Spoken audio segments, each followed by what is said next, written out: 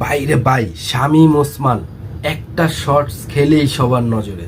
ওই একটা শট এখন ক্রিকেট পাড়ায় আলোচনার কেন্দ্রবিন্দু।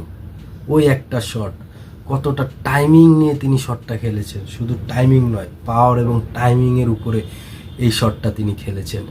ম্যাচ শেষে তাকে প্রশ্ন করা হয়েছিল যে এই শটটা আপনি কিভাবে খেললেন, তখন শামীম পাটোয়ারি বলেছেন খুব ইজিভাবেই নিয়েছেন বিষয়টা এবং বলেছেন এটা নাকি তার পাওয়ারের জায়গা। সেলুট শামীম হোসেন, সেলুট তোমাকে আরেকটা তোমার ওই শর্টসের জন্য, যেটা মুগ্ধ করে দিয়েছে ওয়ার্ল্ড ক্রিকেটে।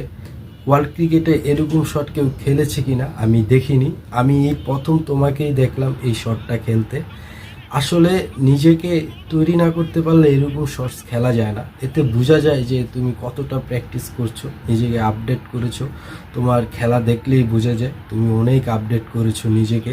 কনগ্রাচুলেশন শামীম ওসমান পাটোয়ারি। আমরাও চাই এরকম প্লেয়ার তৈরি হোক বাংলাদেশে। আমরা এবিডি ডিভিলিয়ার্সের খেলা দেখেছি, তিনি কতটা নান্দনিক শট খেলতে পারেন।